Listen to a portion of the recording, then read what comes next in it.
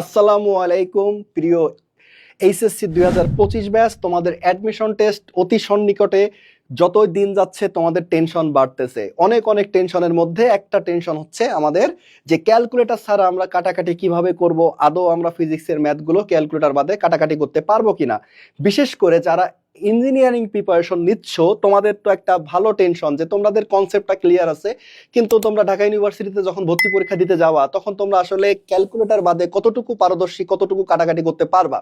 আর যারা মেডিকেলের মেডিকেলের জন্য প্রিপারেশন নিচ্ছে তাদের তো আরো পুরোটাই টেনশন, কারণ তারা হচ্ছে ম্যাথ একেবারেই করে না।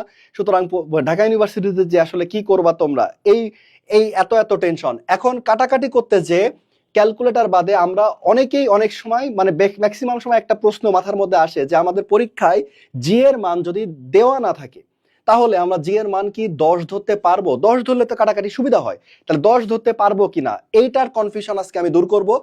দেখো, আমরা হচ্ছে জিএসটি 24-25 মানে এই বছর রানিং একটা বছরে, গত বছরের জিএসটি একটা প্রশ্ন আমরা আলোচনা করি যে একটি 5 কেজি ভরের বস্তু 30 মিটার উচ্চতা থেকে মুক্তভাবে অভিকর্ষ বলের প্রভাবে পড়লে 3 সেকেন্ড পরে তার গতিশক্তি কত হবে। আগে কনসেপ্টটা কি? কনসেপ্টটা হচ্ছে আমাদের নর্মালি গতিশক্তি যখন বলবে ই সমান সমান হাফ এম ভি স্কোয়ার। যদি আমাদেরকে 3 সেকেন্ড, 4 সেকেন্ড, 5 সেকেন্ড পরে গতিশক্তি কত বলে তাহলে আমাদের ওই কয় সেকেন্ডের বেগটা আগে বের করে নিতে হবে। তাহলে উপর থেকে একটা বস্তু যখন নিচে পড়ে, উপর থেকে যখন একটা বস্তু নিচের দিকে পড়ে তখন আমরা সেখানে কি সূত্র ইউজ করতে পারি? ভি সমান সমান U plus GT, U plus GT সূত্র ইউজ করতে পারি। তাহলে আমাদের স্থির অবস্থার থেকে পড়তেছে ইউ বাদ, তাহলে ভি সমান সমান জি এর মান আমরা 10 ধরবো আপাতত, তাহলে জি 10 ইন্টু 3 তাহলে কত হয়? 30। তাহলে গতিশক্তি কত হবে? গতিশক্তি হবে হচ্ছে আমাদের ই কে সমান সমান half M V square. Half M হচ্ছে আমাদের 5 আর ভি হচ্ছে 30 স্কোয়ার। 30 কে স্কোয়ার করবো কিভাবে?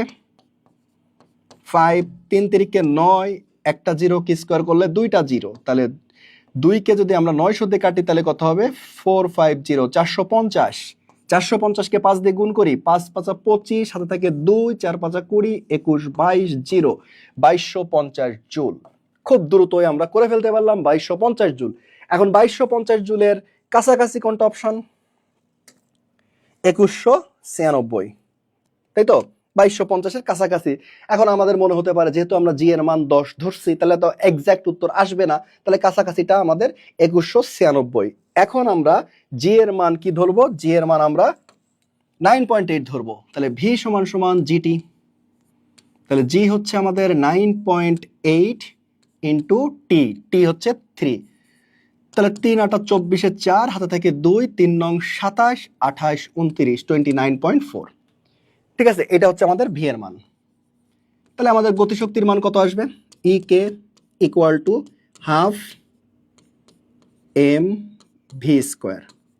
তাহলে হাফ এম হচ্ছে আমাদের 5 আর ভি হচ্ছে 29.4 হোল স্কোয়ার।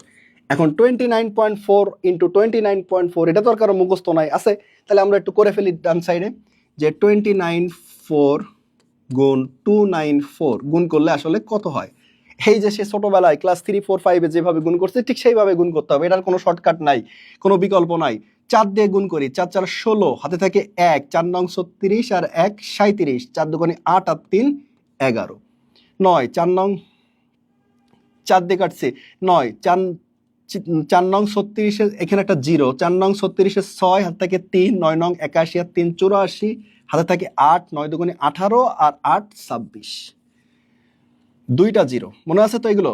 তারপর 2, 4 দুগুণে 8, 9 দুগুণে 18, 8 হাতে থাকে 1, 2 দুগুণে 4 আর 1 5, 6 27 6 13 3, হাতে থাকে 1, 8 আর 4 12 আর 1, 8 আর 4 12 13 14 4, হাতে থাকে 1, 8 আর 6 14 15 16, হাতে থাকে 1, 5 আর 2 7 8, বিশাল ব্যাপার। এখন যেহেতু পয়েন্টের পরে এক সংখ্যা, পয়েন্টের পরে এক সংখ্যা, অ্যাকচুয়ালি আমাদের গুণটা ছিল কি 29.4 29.4, তাহলে 2 সংখ্যা আগে আমরা পয়েন্ট দিয়ে দিলাম। তাহলে এটার রেজাল্ট যদি আমরা এখানে বসাই, হাফ ইন্টু 5 ইন্টু 864.36। এখন কি করব? 5কে যদি 2 দিয়ে কাটি তাহলে আছে 2.5, তাহলে 2.5 কে আবার গুণ করা মানে আবার 2টা লাইন করে আবার যোগ করতে হবে, তাহলে এইটাকে কেটে ফেলি। 2 দিয়ে এই অংশটা কাটি, তাহলে কত হচ্ছে 4, যেহেতু জোড় সংখ্যা আমি একবারে করে ফেলতেছি, 4 3 2 432.18, 432.18। এইবার এটার সাথে 5 দিয়ে আবার গুণ করতে হবে, হাঁপাই গেলাম। 5-এর সাথে 8, 5 8 40, সাথে থেকে 4, 5 একে 5 আর 4 90, শেষ। 5 দুগুণে 10, হাতে থাকে 1, 3 5 15, 16, হাতে থাকে 1, 4 5 20, 2160। বিশাল একটা বিপদে পড়ে গেছি এবার। 2160.90, 2160.90 অপশানে আছে। এখন তাহলে কি হলো, যারা 30 জির মান 10 ধরে করে কাছাকাছি ধরে অঙ্কটা করে দিয়ে আসছো তাদের তো ভুল, তাদের কি হয়েছে ভুল। তাহলে আমাদের 2160.9 উত্তর, সেটা হচ্ছে 9.8 ধরে করতে। এখন তাহলে আমরা কি করব, যদি আচ্ছা এটা হচ্ছে 24-25-এর প্রশ্ন, আমরা জাস্ট আগের বছরে আবার একটা অঙ্ক দেখি, এটাও জিএসটির প্রশ্ন। 200 গ্রাম ভরের একটি বস্তু 20 মিটার উপর থেকে পড়লে ভূমি স্পর্শ করার পূর্ব মুহূর্তে গতিশক্তি কত হবে। এখন এখানে তাহলে আমাদের এইচ এর ব্যাপার আছে, এমজিএইচ। এইখানে জি এর মান যদি আমরা অ্যাজাম্পশন করি 10, এম কত, এম হচ্ছে 200 গ্রাম, তাহলে 200 ইন্টু 10⁻³ এম, জি হচ্ছে 10, এইচ এর মান 20। তাহলে 2 আর 2 গুণ করলে কত হয়, 4 ইন্টু 10-এর পাওয়ার, 10-এর পাওয়ার হচ্ছে আমাদের 1টা 2টা 3টা 4টা, আর এখানে 10⁻³ তার মানে আমাদের 1, তাহলে কত হলো 40, 40-এর কাছাকাছি, 40-এর কাছাকাছি কত 39.2, 39.2। এইটার উত্তর মিলছে, কিন্তু আগেরটার উত্তর কোনোটারই জির মান দেয়া নাই, আগেরটার উত্তর আমার মিললো না। এখন তাহলে কি হলো ঘটনাটা যেটা হলো, যেটা তোমরা পরীক্ষার সময় দেখবা, জি এর মান যদি দেওয়া না থাকে আর অপশনগুলো দেখতে হবে, অপশনগুলো যদি কাছাকাছি থাকে, যেমন দেখো 2190, 2160, 2169, 2196, কোনো রিস্ক নেওয়া যাবে না। এখানে জি এর মান 10 ধরলেই আমরা ধরা, মাইনাস হয়ে যাচ্ছে মান।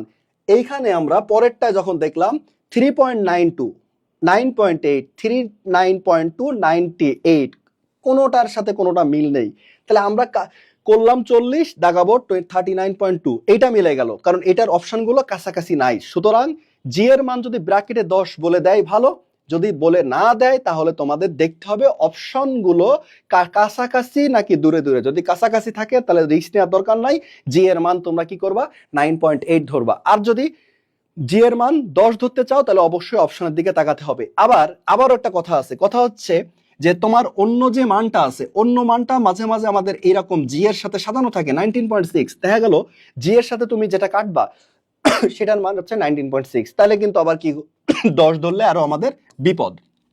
এইটা তোমাকে বুঝতে হবে যে এখানে 9.8 ধরলে 2 দিয়ে কাটলে আমি কি পাচ্ছি, কাটাকাটি হয়ে যাচ্ছে। সুতরাং এই বিষয়গুলো যদি ছোট্ট ছোট্ট বিষয় তুমি খেয়াল না করো অ্যাডমিশন টেস্টে, তুমি কিন্তু ক্যালকুলেশনে অনেক পিছিয়ে যাবা। এইখানে যে বইটা দেখছো আমার লেখা একটা বই, এইটা হচ্ছে হ্যান্ড ক্যালকুলেশন, তোমরা কমেন্টের লিঙ্কে গেলেই পেয়ে যাবা, মাত্র 150 টাকা দাম, ছাড় দিয়ে মনে হয় 120 টাকা চলছে। এবং যারা ফার্ম গেটে কোচিং করতে যাও ইউসিসি লাইব্রেরিতে তোমরা বইটা পাবা। এই বইটার বৈশিষ্ট্য কি, এই বইটাতে তোমরা কিছু অঙ্ক দেখবা আমি একদম হাতে লিখে দিছি, কার সাথে কে কাটছে একটা অঙ্ক, এই যে কথাগুলো বললাম এই কথাগুলো তোমাকে ওই বইতে আমি সুন্দরভাবে লিখে দিছি। তুমি যখন অঙ্কটা পড়বা, একটা অঙ্ক পড়বা, তোমার কাছে মনে হবে যে তুমি একটা গল্প পড়তেছো।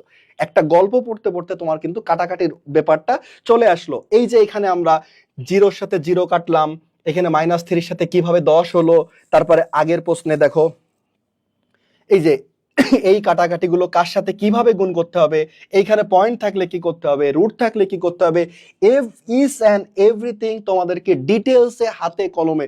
অঙ্ক ধরো 5টা, এক একটা অঙ্ক আমার সলিউশন প্রায় 1 পৃষ্ঠা। কারণ কি, তুমি কার সাথে কি কাটবা, তুমি জাস্ট বইটা কিনে একবার রিডিং পড়ো, ইনশাল্লাহ তোমার হ্যান্ড ক্যালকুলেশন নিয়ে তোমার আর কোনো ভয় থাকবে না। সুতরাং কমেন্টের দেওয়ার লিঙ্কে তুমি অনলাইনেও কালেক্ট করতে পারো বা ফার্মগেট থেকেও তুমি কালেক্ট করতে পারো। তাহলে সবাই ভালো থাকবা, আল্লাহ হাফেজ।